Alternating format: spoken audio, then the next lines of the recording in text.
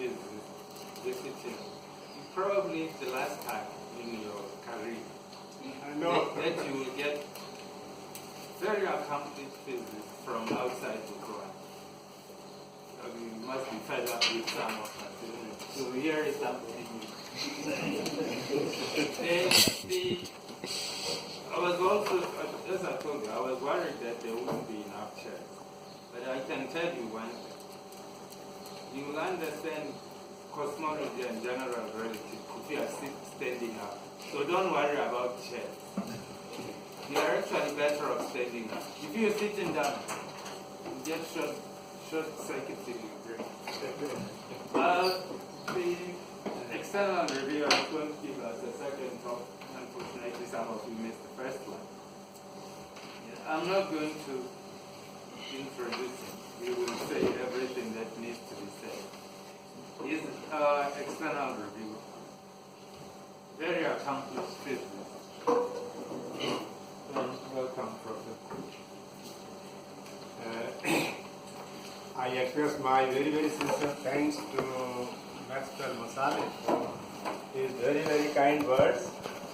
I certainly do not agree with him to the observation that this may be the last chance in your life.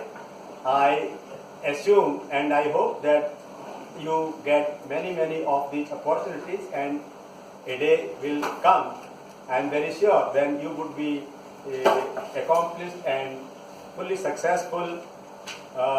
Obviously, whether even if you work in mines or fields, doesn't matter, but you would be a physician.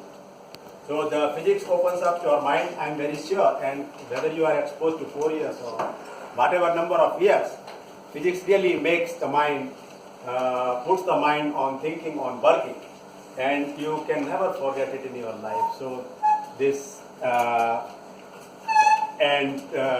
I would try to come to the expectations of what Professor Maxwell Masale has just said. I hope you would enjoy my listening to me, and I have made some special efforts in particular to motivate the younger people. So you will find many of the slides which would be really, you would immediately know that they have been introduced here in my talk, mainly for the younger people. And so my name is for short Daya, or some people call me Shankar. It depends. Or Daya Shankar for full. And my parents gave me this name, and Kulasreshta happens to be my family name. And I am a professor of physics. If you like, you can say theoretical physics. But we have no such classification at Delhi University. So I am just a professor of physics, not really of theoretical physics. That's my hobby, but I am equally good at experiments, and I really encourage, because I did not do experimental physics because I am a poor physicist. The experimental physics is much more challenging than the theoretical physics. But nevertheless, for people like us, even, I mean, in particular the developing countries like India and Botswana, we need to rely more on our brains and depend less sometimes on the equipment. So that's the reason that brought me to theoretical aspects of physics. And just to give you a brief outline to the younger students, this place, Delhi University, is one of the largest maybe in the world. This university with several 100,000 students. We have almost 1,000 students in our physics department alone, out of which 600 are at the master's level, and research students and younger staff. Then there are about 27 colleges which teach physics. Each one has a faculty of 25 to 30 in physics alone, and a strength of at least 600 to 800 students, maybe up to 1,000, depending upon how many courses they run. Physics honors alone takes away something like 500 students. So in that sense, it's rather huge, and we have a vast variety of courses. And with that, let me then come gradually to the topic of my talk. My interests lie in the fundamentals of physics cutting across the boundaries of the disciplines where you put them. So I love the fundamentals of physics, and in fact this is one of the missions of my life. Wherever I go, I like to motivate people to worry about, to think about the simple Newton's equations of motions, Newton's law of motion. Think about very, very simple ideas. All great things, they have a very small beginning. So don't ignore small things, worry about small things. Try to meditate on small things, and then you can do much, much bigger things that you may never have thought of. So I would like to start with Mr. Albert Einstein, who gave this theory of general relativity exactly 101 years ago, 1915, towards the end of 1915 actually. And then, soon after that, this is Mr. Carl Schwarzschild, a Swedish physicist. My friend Sam is a great friend of Sweden, and many other faculty colleagues here, they have collaborations with Sweden. So this Carl Schwarzschild, exactly a few months later, when Einstein discovered mathematically the general theory of relativity, or general relativity for short, I think it was around the same time, maybe October, November or something like this, when he published his paper on this general relativity. And within less than 6 months, this guy, Carl Schwarzschild, a young man at that time, he mathematically solved the Einstein equations, which you would see sometime later in my talk. And he found exact solutions to this Einstein's equation, and thereby theoretically discovering the black holes, or the theory of black holes. So the black hole solutions were discovered by Mr. Carl Schwarzschild exactly 100 years ago, and this year people are celebrating the 100 years of the discovery of, experimental, theoretical discovery of black holes. Then now, before we go further into this talk, this was just to give you a theme of what we are going to discuss. I tell you a little bit about my university. That's the main block of the university where our Vice Chancellor is seated here. It's called as Vice Regal Lodge of the university. This is the same building with almost around the sunset. And you see this tree which is behind this building is a part of, it is in the courtyards of my physics department, which is just behind this building. So it's again around some festivals or Independence Day or Republic Day or any such important occasion, it is being lighted up. And then here is my great friend, Mr. Gautam Buddha. This park is just located in front of my department.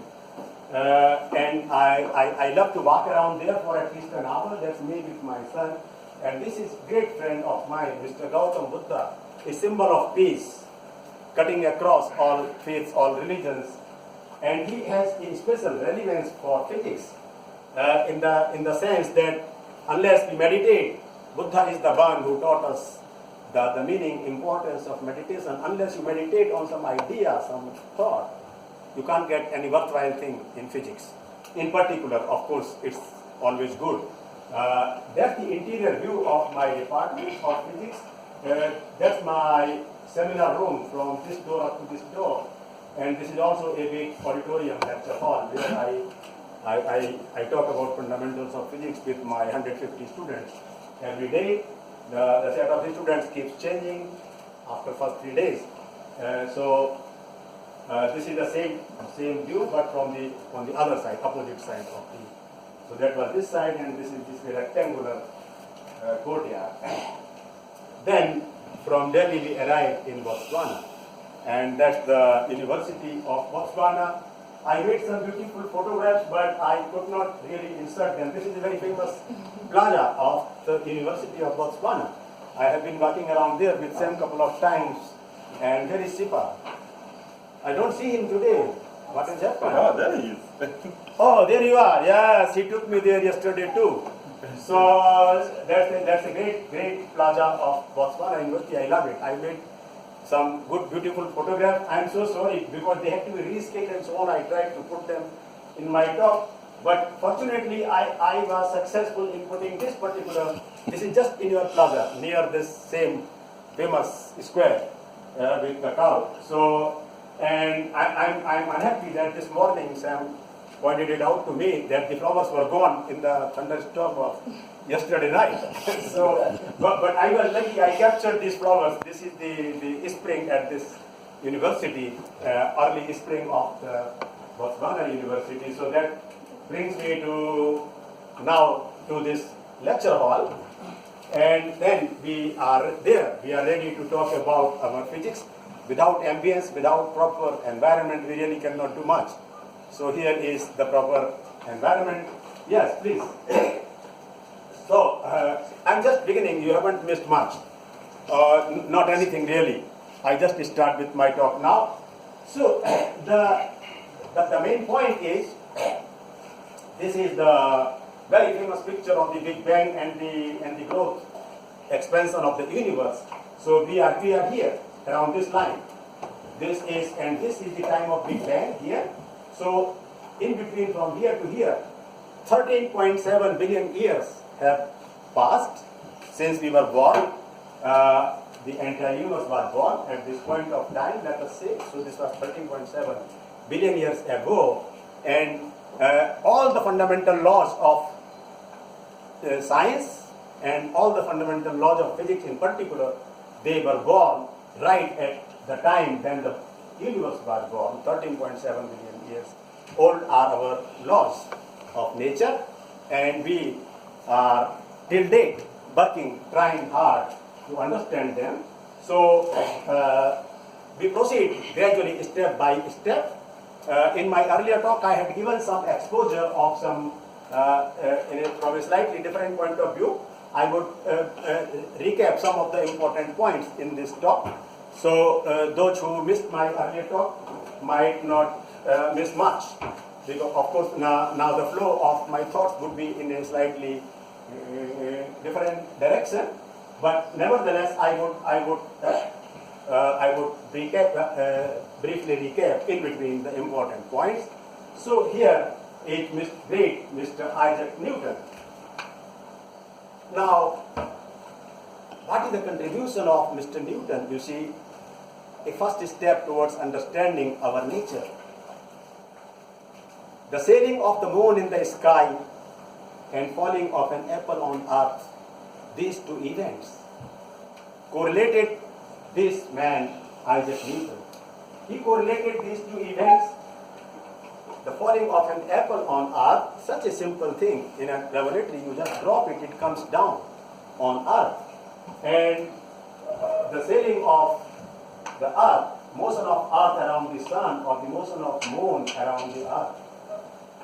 Look, this particular simple thing that an object falls from my hands and it comes to the ground, and the motion of earth around sun or the motion of moon around earth, all these things are governed by the same fundamental physical law, simple Newton's law of gravitation, as we call it, m1 m2 by r square, and you can put this proportionality constant g, which is popular. Even the first year students would immediately agree, yes, that's the thing. So the point is that this phenomenon, which look vastly different, sailing of moon in the sky, normally a person would think, what has it got to do with falling of an apple on earth? But the two are governed by the same law. It's a very, very fascinating idea. And then this guy, James Maxwell. So in this faculty you have James as well as Maxwell both. One is sitting here, and where is James? James J.G. King. He is king, you see. So kings are not supposed to be there every day. So, but he James King. Am I right? Yes. So you have the advantage of having both of them. Now look, in particular, these slides are for my students. So look at this fundamental law of Gauss's law of electrostatics. Divergence E is the charge density, electronic charge density. And the magnetostatics, the divergence of B is supposed to be 0, but I know some people would may be interested in talking about the magnetic monopoles, and there is a freedom here. So instead of 0, you can replace 0 by rho of m, magnetic charge density, and then you have monopoles in your theory. Okay, whether you discover them or not is a different point, but you can postulate that, okay, I would like to have magnetic monopoles, and so you put divergence B equal to rho of m. And so Gauss's law, magnetic statics, Faraday's law, Maxwell-Faraday law, and the Ampere's law. Of course, the original Ampere's law was only up to this. Divergence B is the conduction current J. And the biggest contribution of Mr. Maxwell was to add this term. Okay, so yesterday I was talking to my students in the laboratory, what happens when the current flows via a capacitance.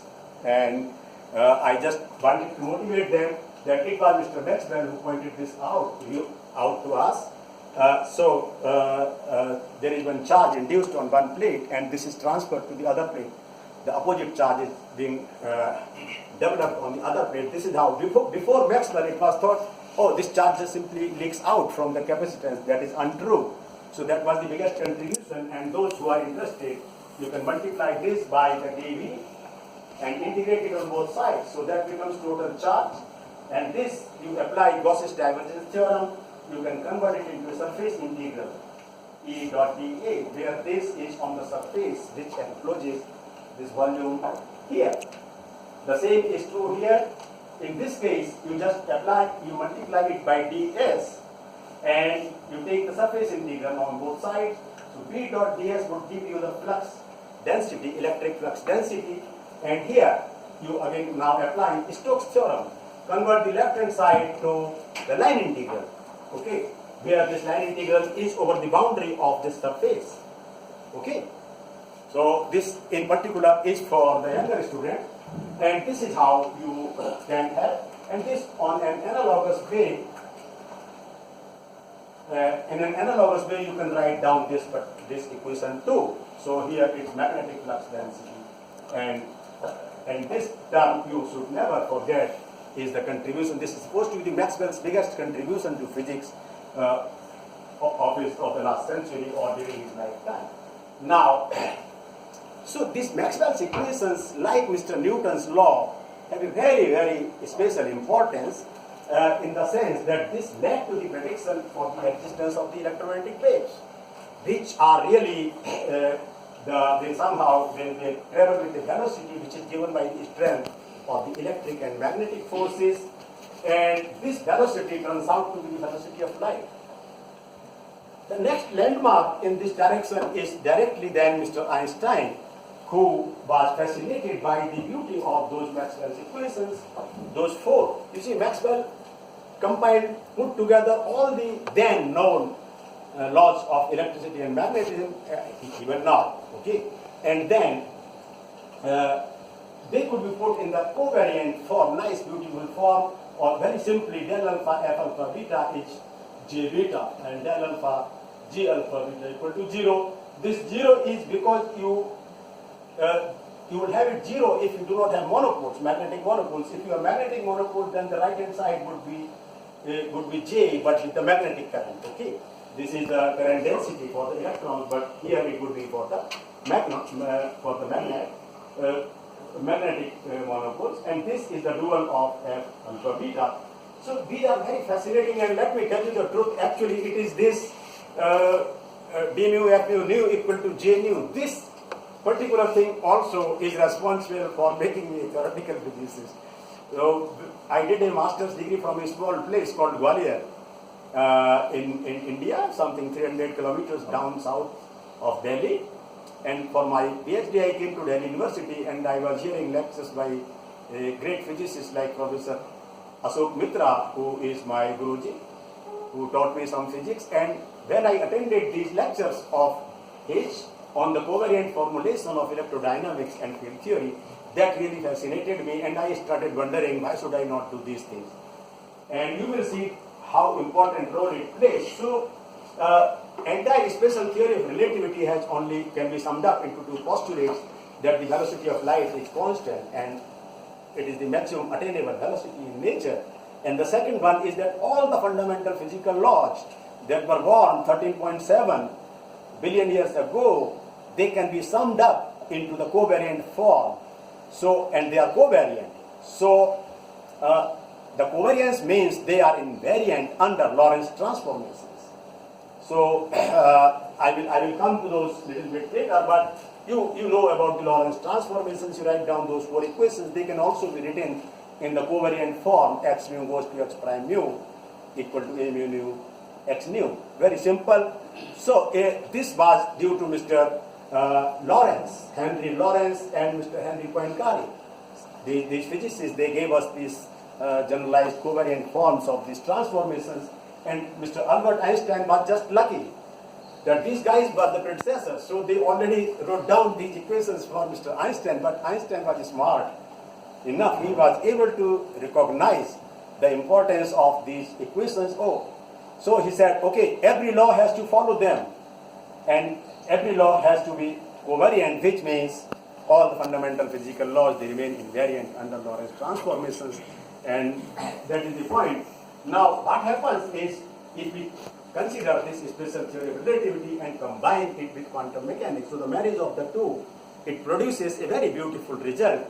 This is so-called quantum field theory. This is the most accurate theory of nature that we have known so far, and all of its predictions so far have been experimentally verified extremely well. So it's an extremely well-tested theory, and it represents the laws of the microcosmos. Now, another aspect of the special theory of relativity is E equal to mc square. Everybody knows mass-energy relationship. So that means in relativity we have the equivalence of mass and energy. On the other hand, what do we have in quantum mechanics? In quantum mechanics, we have the possibility of creating energy out of vacuum. But this vacuum is not empty actually. This is a boiling soup of particles being created and destroyed continuously. So, and it is this very feature of the quantum mechanics which is made use of in quantum field theory. So, this particular characteristic, this gives us the possibility of marrying quantum mechanics with the special theory of relativity, and as a result, we get this so-called quantum field theory, which is the ultimate theory of nature. And now, the conventional particle physics, for which field theory serves as the mathematical language, this describes the quantization of three fields: electromagnetic field, strong field, and weak nuclear field. So all these three forces are combined into one. This is called as the grand unified theory, and most of its predictions have been tested.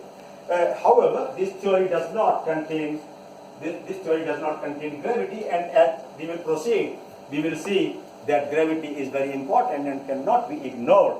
We would be forced to consider gravity in our theory, and in the process we would obtain something called as the theory of everything, or a candidate theory for the so-called theory of everything.